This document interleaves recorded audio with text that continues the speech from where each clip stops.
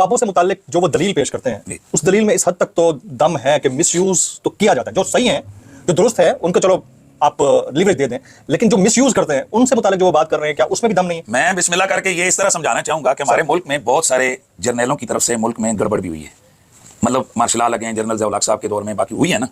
तो आज अगर लफ्ज नहीं, खुदा की कसम ये मेरी दलील है, इसको आप आने जाने दीजिएगा, इसको आप सुने। एक है कि जनाब फलां जो जनरल साहब हैं उनकी तरफ से ये हुआ, और एक है ना जनरल ने तो बेड़ा गर्क किया। आप मुझे बताएं इसमें अच्छे बुरे साहब रगड़े गए कि नहीं? Very right. इसी तरह एक है कि फलां नंगा फलां बंदा वो जो गंदा है, एक है कि बाबे, और आप उन बाबों में लपेट किसको रहे हैं? वो कि जो उम्मत की अक्सरियत क्या इजमाई तौर पर उम्मत के नज़दीक अल्लाह के वली हैं, शेख अब्दुल कादिर जिलानी, दाता अली अजमेरी, हज़रत मोइनुद्दीन चिश्ती अजमेरी, हज़रत बायजीद बुस्तामी। और उम्मत से मुराद ये नहीं है कि कोई आम इनकी तरह के जो लोंडे लपाड़े लोग या इनके जनाब लोंडे लपाड़े, ये लफ्ज़ हो चुके कहते हैं ना बेअदबी नहीं, मैंने ऐसे इस्तेमाल किया है। तो अगर ये लोंडे लपाड़े लोग अगर लुगत का लफ्ज़ है, चलें नहीं, मैं उनके लफ्ज़ बोला है, मुझे नहीं पता इसका क्या है, बड़ा ठीक है, स्लैंग है, कम यूज जो भी है, लेकिन लोंडे लपाड़े ये उनके लोंडे लपाड़े नहीं, इसमें मुहद्दिसीन है, तवातुर से एक उम्मत के जो अकाबिरीन है वो इन लोगों को अल्लाह का वली कह रहे हैं। और उम्मत में मिर्जा साहब से पहले मुझे वो बंदा बताएं जिसने मोइनुद्दीन चिश्ती अजमेरी की विलायत का इनकार किया, कभी भी नहीं। शेख अब्दुल कादिर जिलानी की, दाता अली अजमेरी इस पे की। तो मैं सिर्फ ये मैं सिर्फ बात कर रहा हूं, एक तरफ आप जर्नल लफ्ज बोलें और कहें बाबे, और बाबों की तफसील बयान करें आप इन हस्तियों की, और फिर इनके बारे में आप गंदी जुबान इस्तेमाल। जब भी हम बाबा कह रहे होते हैं तो बाबे से मुराद ये चरसी भंगी लुटर फंटर नहीं होते हैं। अब अगर कोई फौजी के रूप में, कल एक मेजर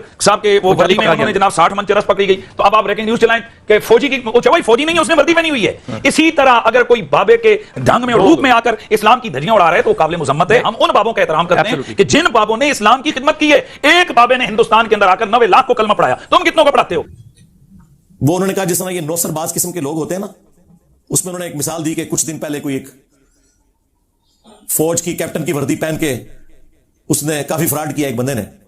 तो कह रहे थे इस तरह ये नौसरबाज जो बाबे आए हैं ना, इनकी बुनियाद के ऊपर हमारे बड़े बाबों को बुरा ना कहें, हम भी मानते हैं कि नौसरबाज भी हैं। शुक्र अल्हम्दुलिल्लाह जी, मान लिया आप लोगों ने। लेकिन माजरत के साथ जिनको आप ठीक मान रहे हैं ना, उनकी नौसरबाजियां भी और ड्रामाबाजियां भी और डब्बा पीर होना भी हमने साबित कर दिया है। उनकी किताबों से जो मैंने नहीं छापी आप लोग छाप रहे हैं और आज तक दिफा कर रहे हैं। उसका आपके पास क्या जवाब है? ये दरबारों के ऊपर जो सजदे हो रहे हैं इंजीनियर साहब करवा रहे हैं या इसका कस्टोडियन मैं हूं?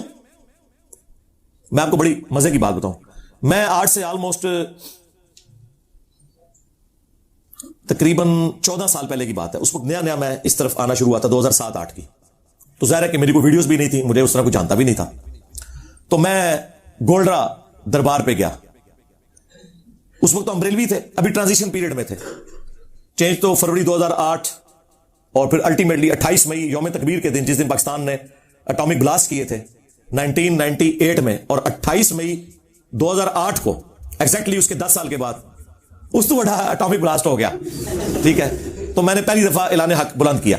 तो ये मैं आपको 2007 के एंड की बात कर रहा हूं। तो मेरा छोटा भाई, उसका निकाह था, तो उसने कहा जी मैंने गोल्डा शरीफ निकाह पढ़वाना है, उधर के मुफ्ती साहब से बात करें। तो मैं करीब ही रहता था, मेरे ऑफिस की तरफ से जो रिहाइश थी वो वहां से तकरीबन 1 किलोमीटर वॉकिंग डिस्टेंस पे थी, F11 में, और ये E11 बनता है। तो मैं अक्सर असर की नमाज गोल्डा शरीफ पढ़ता था, फिर मगरिब इशा पढ़ के आराम से रात को वापस आता था। मैं भी बड़ी कोशिश की थी ने बाबा पढ़ने दी, लेकिन मुझे क्या पता था कि बाबों की मौत मेरे हाथ से लिखी हुई है, तो इल्मी मौत। तो वहां जो मुफ्ती साहब थे ना, मैंने उनसे रिक्वेस्ट की कि यहां पे औरतें आके मजार पे सब कुछ करती हैं। खुदा हजरत ने भी इसको कंडेम किया और आप लोग भी मानते हैं कि औरतें, और वहां लिख के भी लगाया उन्होंने कि औरतें मजार पे नहीं आ सकती, लेकिन थोक के हिसाब से औरतें आती हैं। और चूंकि चंदा देती है ना, तो अपना चंदा कौन छोड़ सकता है, मुझे बताएं आप। तो मैंने उन्हें कहा कि इन्हें रोका करें, और लोग तो डायरेक्ट सजदे भी करते हैं। वो कहते हैं हमने लिख के लगाया ना, यहाँ कोई सजदा ना करे, यानी वो लिख के ना अपनी जिम्मेदारी पूरी समझते हैं। तो मैंने उस वक्त भी, यानी इस हमीयत के अंदर कि बरेलवी मसलक को ये लोग बदनाम कर रहे हैं कि बरेलवी मसलक में तो कब्रों को सजदा नहीं है, औरतें मजार पे नहीं जा सकती हैं, बरेलवी मसलक की बात कर रहा हूं। तो ये लोग बदनामी कर रहे हैं और वाबियों को मौका दे रहे हैं कि हमारे खिलाफ बोले। तो मैंने उन्हें कहा कि हजरत ये काम तो आप ना करें, आप लोगों का काम है कि इन्हें जबरदस्ती रोके। उन्होंने कहा जबरदस्ती तो हम नहीं रोक सकते, इस तरह किसी को लिख के लगा दिया तो काफी है। उस टाइम भी मेरा दिमाग देखो कितना चलता थी। मैं कहा मुफ्ती साहब मुझे ये बताएं, अगर कोई शख्स यहां मजार पे खड़ा होकर साहिब मजार को गालियां देना शुरू कर दे, नंगी पीर मेल शाह साहब को, तो फिर आप यहां ये लिख के लगाएंगे कि साहिब मजार को नंगी गालियां देना मना है? इस पे इत्तफा कर लेंगे, और जिसका दिल करे आगे बाबे को पुकार पुकार के गालियां निकाले, कहते हैं ऐसी हड्डी पसली तोड़ देंगे। मैंने कहा देख लो, तुम्हारे नजदीक बाबों की इज्जत अल्लाह और उसके रसूल से बढ़ के है, जो अल्लाह को गालियां दे रहे हैं शिरक करके।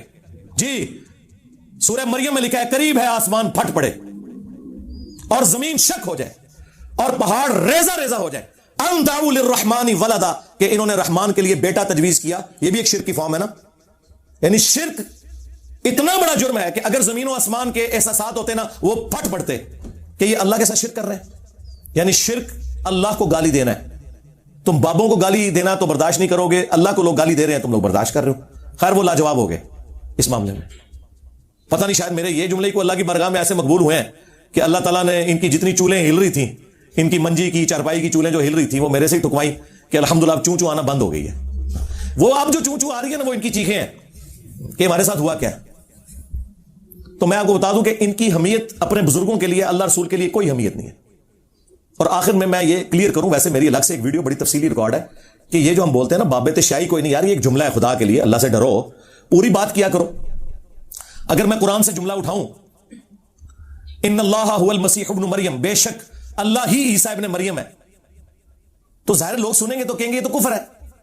اور میں کہوں قرآن میں لکھا ہے تو قرآن بھی کہے گا کہ لکھا تو ہوا ہے لیکن یہ میری آیت نہیں ہے کیونکہ تم نے آدھی پڑھی ہے. جس طرح وہ کلپ میرا کلپ نہیں ہے جو آدھا آپ لوگوں نے پیش کیا، اگرچہ میرا ہی کلپ ہے. تو قرآن کہے گا کہ پورا کلپ یوں ہے لقد کفر الذین قالوا ان اللہ هو المسیح ابن مریم. یہ ہے پوری آیت، یہ ہے پورا کلپ کہ بے شک وہ لوگ کھلا کفر کر رہے ہیں جو کہہ رہے ہیں کہ اللہ ہی عیسیٰ ابن مریم ہے. تو میں نے جو یہ بات کی تھی بابت شاہی کوئی نہیں، یہ نہیں میں نے کہا تھا کہ مطلب ان کو کوئی ڈیگریڈ کرنے کے لیے. یہ پورا جملہ آپ پڑھیں کیا ہے، نبی کے جیسا ہے ہی کوئی نہیں، بابت شاہی کوئی نہیں، یعنی رسول اللہ کے مقابلے پہ صلی اللہ علیہ وآلہ وسلم میرے نبی سا ہے ہی کوئی نہیں، تیرے بابت شاہی کوئی نہیں، یعنی رسول اللہ کے مقابلے پہ صلی اللہ علیہ وآلہ وسلم. اور تینوں کیٹیگریز میں یہ میں بات کر رہا ہوں، ذہن میں رکھیے گا. نمبر 1، جو کوالٹی صرف انبیاء کا خاصہ ہے، اگر تم اپنے بابوں میں مانو گے تو میں کہوں گا کہ بابت شیعی کوئی نہیں، یہ صرف نبی کا پروٹوکول ہے صلی اللہ علیہ وآلہ وسلم. نمبر 2، جو کوالٹیز نبیوں کو بھی حاصل نہیں ہے وہ تم اپنے بابوں کے لیے کلیم کرو گے تو اس میں تو میں بدرجہ اولا بولوں گا کہ انبیاء کو یہ کوالٹیز نہیں ملی ہوئی ہیں، تیرے بابت شیعی کوئی نہیں. اور نمبر 3، انبیاء کرام کی تعلیمات کے مقابلے پر تمہارے بابوں کی تعلیمات شیعی کوئی نہیں. سیدھی سی بات ہے. اب آپ کو سمجھ آیا کہ میں کیا کہنا چاہ رہا ہوں. مفتی حنیف قریشی صاحب سے میں ادب سے پوچھوں گا، صدیوں سے آپ پبلک کو یہ پڑھا رہے تھے کہ جناب بڑا سے بڑا کوئی غوث قطب ابدال ہو، ایک صحابی کے گھوڑے کے قدموں کی خاک جو گھوڑے کے نتنوں میں بیٹھے اس کو نہیں پہنچ سکتا. اے جعلی ڈبا پیر نہیں، نو سرباز نہیں، مفتی صاحب جنہوں تھی نو سرباز کہتے ہو، اوریجنل بابا بڑے سے بڑا کسی صحابی کے قدموں کی خاک جو اس کے گھوڑے کے نتنوں میں بیٹھے اس کے برابر نہیں ہے، تو نبی کے مرتبے تک تو کوئی پہنچ نہیں سکتا. تو تم بھی تو یہ کہتے تھے بابت شاہی کوئی نہیں، بلکہ ذلیل کرتے تھے. جب تم کہہ رہے ہو گھوڑے کے قدموں کی خاک جو اس کے نتنوں میں بیٹھے اس کو کوئی نہیں پہنچ سکتا، کوئی بزرگ بابا جو صحابی کے گھوڑے کی خاک ہے، تو تم یہی تو کہہ رہے تھے. تم کہو تو اس پہ سبحان اللہ پڑھا جاتا تھا، اور میں اپنے نبی کے مقابلے میں کہوں کہ بابت شاہی کوئی نہیں تو یہ گستاخی ہے. تم صحابہ کے مقابلے پہ کہتے تھے. اپنی عقل کا علاج کرواؤ. آپ کو لاجک سمجھ آئی؟ اس لیے میں نے کہا نا کہ میں جو بات کرتا ہوں نا وہ جا کے ان کو کاٹ جاتی ہے، اس لیے کہ ان کے عقائد، نظریات، فرقوں، چندوں کے اوپر ضرب پڑتی ہے. ادروائز یہی باتیں یہ لوگ کرتے رہے ہیں، یہ نہیں کرتے رہے. آپ لوگوں نے بچپن سے نہیں کہانی سنی، حالانکہ یہ کوئی آیت حدیث نہیں ہے، ایک کہانی چل رہی تھی اور انہوں نے یہ بات کی. ہم نہیں اس کے ساتھ ایگری کرتے، بالکل کوئی ایگری نہیں کرتے. کیوں جی گھوڑے کے قدموں کی خاک کیوں؟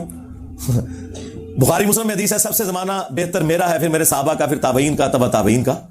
آپ صحابہ کرام کے گھوڑے کے قدموں کی خاک کے ساتھ تو نہ اسے کمپیئر کروائیں. آپ کے صحابہ کے بعد تابعین ہے، پھر تبع تابعین ہے، اور یوں سلسلہ چلتا ہے. یہ بات کریں گھوڑے بیچ میں کہاں لے آتے ہیں یار؟ کوئی عام گھوڑا بھی کسی مسلمان سے افضل نہیں ہو سکتا. کسی صحابی کا گھوڑا بھی مسلمان سے افضل ہوگا. مسلمان کی تو حرمت ہے، ایمان والے کی تو حرمت ہے. جانوروں کو آپ انسانوں سے اوپر لے جا رہے ہیں، اور پھر اس میں آگے چلتے ہیں جی میں مدینے کا کتا ہوں. اللہ دو بندے ہو، کوئی شرم کرو، اللہ نے تو انسان بنایا، جی کتا کہہ رہے ہو اپنے آپ نو. ہاں پھر مثالیں دیتے ہو کہ جی حضرت علی اور حمزہ بھی تو شیر تھے. او بھائی شیر تو مثال دی جاتی ہے اس لیے کہ اس کی بہادری کی مثال دی ہے اللہ کے نبی علیہ السلام نے. کتے کی وفاداری کی مثال کہیں اللہ اور اس کے رسول نے نہیں دی ہے. البتہ قرآن میں علماء سو کو کہا گیا کتے ہیں سورۃ الاعراف کے اندر، اور رال ٹپکتی رہتی ہے ان کی. ہاں اور ابو داؤد میں حدیث ہے کہ یہ وہ کتے ہیں جن کا حلق کود جاتا ہے فرقوں میں اور بدعت جاری ہو جاتی ہے. نٹوریس مثال کتے کی ہمیشہ آئی ہے. اصحاب کہف کے بھی کتے کا ذکر ہے تو بس وہ صرف کتے کا ذکر ہے، یہ نہیں ہے کہ وہ کتا جو ہے وہ انسانوں سے افضل ہو گیا. اللہ سے ڈرو یار, اللہ نے آپ کو انسان بنایا ہوا ہے. وہ کہتے ہیں نہیں وہ کتا لائل ہوتا ہے, تو کسی صحابی نے دوسرے صحابی کو کہا کہ تم اپنے نبی کے ساتھ ویسے ہی وفادار ہو جیسا کہ کتا مالک کے ساتھ ہوتا ہے؟ نہیں. اور پھر چھکا میں نے مارا تھا, اگر بالکل نہ سمجھ آئے تو ان کے بیٹے کو کوئی کہے جا کے شیر دا پتر, تو کہے گا دیکھے ہوئے کتے دا پتر, نہیں چلو مدینے کے کتے کا پتر. اور جو مدینے کا اوریجنل کتا ہے نا, صحیح مسلم میں حدیث ہے, حضرت جبرائیل نے حضور سے وعدہ کیا یا رسول اللہ میں آپ کو ملنے کے لیے آؤں گا, لیکن وہ ٹائم پہ نہیں آئے, لیٹ نہیں ہوئے, کو ٹریفک میں نہیں پھنس گیا, حضرت جبرائیل ہے, فرشتے ہیں. پھر حضرت جبرائیل علیہ السلام نے کہا کہ یا رسول اللہ آپ کی چرپائی کے نیچے کتے کا ایک بچہ تھا, مدینے کے کتے کا بچہ, ہاں اوریجنل سگے مدینہ, اس کو آپ نکالیں گے تو ہم داخل ہوں گے, کیونکہ ہم فرشتے ان گھروں میں داخل نہیں ہوتے جہاں پہ کتے ہوتے ہیں. وہ حضور نے وہ سگے مدینہ نکالا جو پاکستان میں کروڑوں لوگ اپنے آپ کو کہتے ہیں. تم لوگوں کی اوقات یہ ہے کہ تم حضور کے پاس بیٹھے ہوئے ہو تو حضور کے پاس فرشتے نہیں آتے ہیں, ظاہر ہے کہتے ہیں نا جی, بلکہ اس سے اگلی بات وہ کہتے ہیں جی مدینے کے کتے جو ہے نا ہم تو ان کے قدموں کی خاک ہیں. یہ مجھے بتاؤ یار, کوئی انسانیت سے گرے ہوئے لوگ, ان لوگوں کا یہ حال ہے. تو یہ اس قسم کی مثالیں پیش کرتے تھے. تو یہ میں نے جو بات کی نا بابت شاہی کوئی نہیں, تو یہ میں اس پوائنٹ آف ویو سے بات کرتا ہوں کہ جو سٹیٹس صرف نبی کا پروٹوکول ہے وہ اگر آپ بابوں کو دیں گے تو ہم کہیں گے کہ نبی کے جیسا ہے ہی کوئی نہیں, بابت شاہی کوئی نہیں. دیکھ لیں بخاری مسلم میں حدیث ہے, نبی علیہ السلام کے ایک صحابی تھے مدعم, غزوہ خیبر کے موقع پر نامعلوم تیر لگا, وہ شہید ہو گئے, اور صحابہ نے کہا اسے شہادت مبارک ہو. نبی علیہ السلام نے کہا تم کہہ رہے ہو شہادت مبارک, جبکہ اس نے مال غنیمت سے صرف ایک چادر چوری کی تھی جو آگ کی اس کے اوپر ڈال دی گئی ہے, مجھے اللہ نے دکھا دیا. صحابہ کو تو نظر نہیں آیا, تو تمہارے بابے کہتے ہیں ہم قبروں کے اندر کے حالات دیکھتے ہیں, صحابہ کو تو سامنے والی حالت نظر نہیں آئی. ابو بکر عمر عثمان علی کو تو سامنے نظر نہ آئے, وہ شہادت مبارک کہہ رہے ہو جس بندے کو, اور وہ نبی کا صحابی بھی ہو. تو مجھے بتائیں باقی بزرگ بابے جن کو آپ رحمت اللہ علیہ اور بزرگ بابے کہہ رہے ہیں, پتہ نہیں کتنے کتنے کیڑی کیڑی چادر پئی ہے, دسو چھوڑ دو, دستبردار ہو جائیں ان سے. تو صحابہ کرام گھروں کو دوڑے, اگر کسی کے پاس ایک رسی بھی تھی نا جو اس نے کہا کہ اس کی تو کوئی برتن لا کے مال غنیمت میں جمع کروائی. پھر بخاری مسلم میں حدیث ہے, نبی علیہ السلام ایک جگہ سے گزرے اور پھر رک گئے. صحابہ نے کہا یا رسول اللہ کیا ہوا؟ فرمایا ان 2 قبر والوں کو عذاب ہو رہا ہے. صحابہ کو نظر نہیں آیا. پھر انہوں نے ایک ٹہنی توڑ کے 2 حصے کیے اور دونوں قبروں پر رکھے اور کہا کہ جب تک یہ ٹہنیاں ہری رہیں گی ان کے عذاب میں تخفیف ہوگی حضور کی ہاتھوں کی برکت سے. اور مسلم شریف میں حدیث ہے نبی علیہ السلام ایک جگہ سے گزرے, آپ کا خچر بھدک گیا, کیونکہ جانوروں کے اوپر وہ پروٹوکول نہیں ہے, یہ ذہن میں رکھیے گا. وہ کہتے ہیں نہیں نبی جس خچر پہ بیٹھ جائے اس کو علم غیب ہو جاتا ہے, نہیں, اس کے بغیر ہی بخاری میں حدیث موجود ہے کہ جب میت کو چارپائی پہ رکھا جاتا ہے نا تو وہ چیختی ہے کہ مجھے کہاں لے کے جا رہے ہو, اور نیک میت کہتی ہے مجھے فوراً لے جاؤ, اور اس کی آواز کو جنوں اور انسانوں کے علاوہ ہر مخلوقات سنتی ہیں. تو یہ باقی مخلوقات کو نظر آ جاتا ہے, یہ کوئی علم غیب نہیں ہے, یہ اللہ نے پروٹوکول دیا. چونکہ انسان پہ پردہ اس لیے کہ اس نے بغیر دیکھے اپنے رب سے ڈرنا نا, ان الذین یخشون ربهم بالغیب لہم مغفرۃ واجر کبیر, جو بن دیکھے اپنے رب سے ڈرتے ہیں ان کے لیے اجر ہے. اس لیے دیکھ لیں جانور تو شرک کرتے بھی نہیں, وہ تو پکے موحد ہیں, انہیں تو پتہ ہی نہیں کوئی اور خدا بھی ہے, وہ تو اپنے رب کے ساتھ کمیٹڈ ہے. یہ ساری بغاوت جن اور انسان کرتے ہیں. تو مسلم شریف کے الفاظ ہیں, نبی علیہ السلام نے فرمایا کہ عذاب قبر کے اگینسٹ اللہ کی پناہ طلب کرو. سارے صحابہ نے کہا کہ ہم اللہ کی پناہ طلب کرتے ہیں عذاب قبر کے اگینسٹ. پھر حضور نے کہا میں نے ارادہ کیا کہ میں اللہ سے دعا کروں اور اللہ تعالیٰ تمہیں عذاب قبر سنوا دے. تکڑا دے گل ہی کوئی نہیں, سنوا دے. پھر مجھے ڈر ہوا تم اپنے مردوں کو دفنانا چھوڑ دو گے. نبی علیہ السلام کے صحابہ تو عذاب قبر سن نہ سکیں, دیکھنا تو دور کی بات, اور تم کہتے ہو ہمارے بابے جو ہیں وہ کشف القبور ہوتا ہے.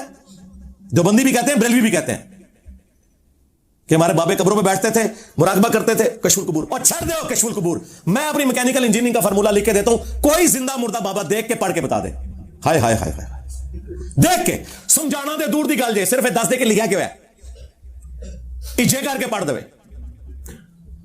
اب تو میں نے اگلا ورژن دیا ہے. یہ آج کل جتنے آپ کے بابے ہیں یہ بوڑھے ہو جاتے ہیں تو اینک لگا کے کیوں پڑھ رہے ہوتے ہیں؟ میں اس دن پاپا جانی کو بھی دیکھ رہا تھا, وہ حدیث پڑھ رہے تھے, انہوں نے اینک لگائی. وہ تو غوث وقت ہے. اور یار جو سامنے اینک کے بغیر نہ پڑھ سکے وہ دل کا حال پڑے گا, ہائے ہائے کتنے گیا دماغ میرا.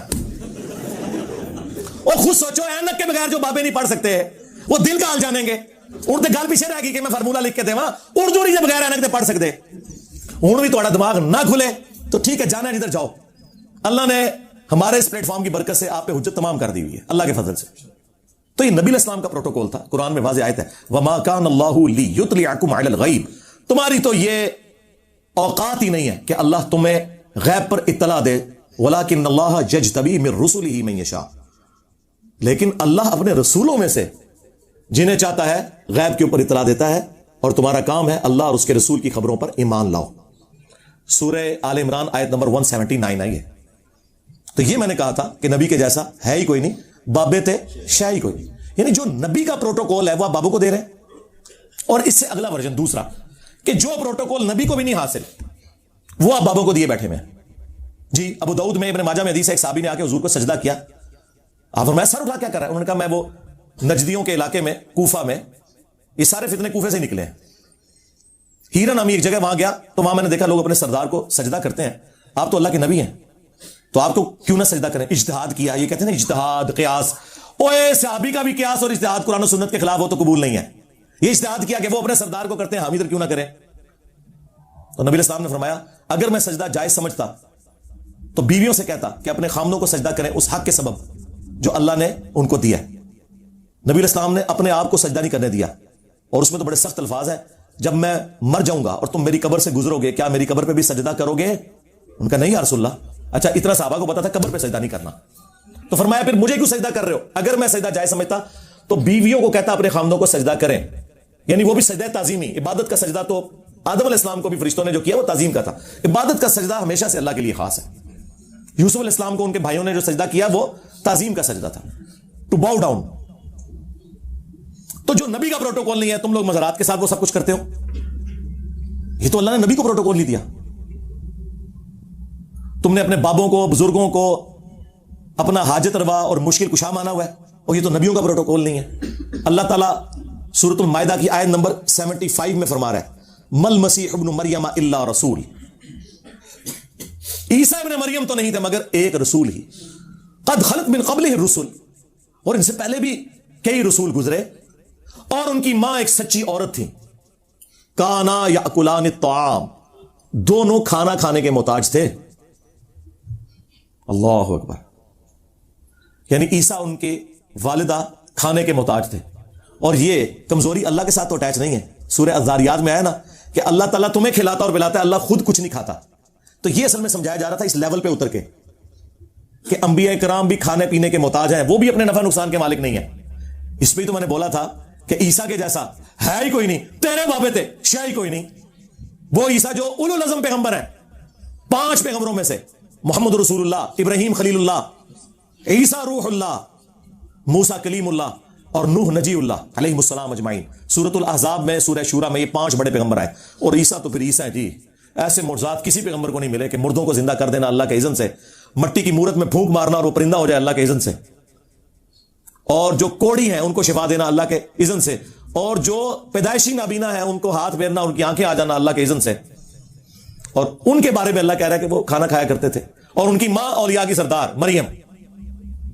اچھا ایران والوں نے سیدہ مریم کے اوپر ایک فلم بنائی ہے جس طرح اصحاب الکہف پہ بنائی ہے نا, اور حضرت یوسف علیہ السلام پہ.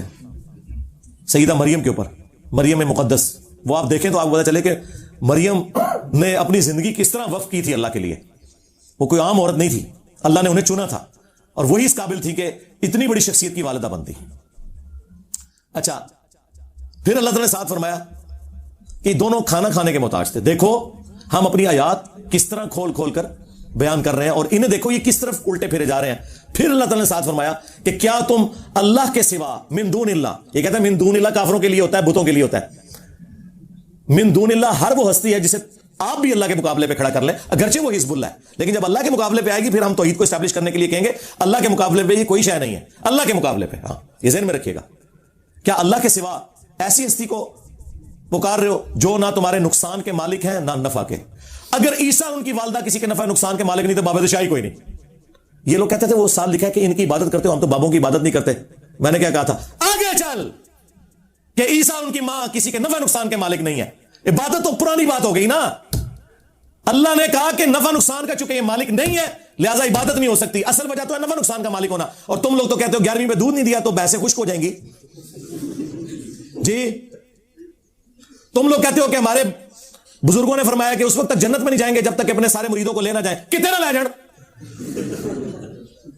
اللہ تو کہہ رہا ہے عیسیٰ ان کی ماں کسی کے نفع نقصان کے مالک نہیں ہے. اور سیم الفاظ ہمارے نبی کے لیے آئے ہیں سورۃ الاعراف کی آیت نمبر 188 میں. جا کے اعلیٰ حضرت کا ترجمہ پڑھ لو اگر کسی کو شک ہے. اے نبی تم فرما دو کہ میں تو اپنی جان کے لیے بھی کسی نقصان اور نفع کا مالک نہیں ہوں مگر جو اللہ چاہے اور اگر میں خود سے غیب جان لیتا تو خیر کثیر جمع کر لیتا, مجھے کبھی کوئی تکلیف نہ پہنچتی. میں تو نہیں ہوں سوائے اس کے کہ ڈر سنانے والا اور خوشخبری دینے والا, یعنی پیغمبر بنا کے اللہ نے مجھے بھیجا. اس آیت کے اوپر میں کافی دفعہ بول چکا ہوں, سورۃ الاعراف آیت نمبر 188. اگر نبی اسلام اپنے بارے میں کہہ رہے ہیں کہ میں اپنے نفع اور نقصان کا مالک نہیں ہوں, تو میں کیوں نہ کہوں کہ باب تشائی کوئی نہیں.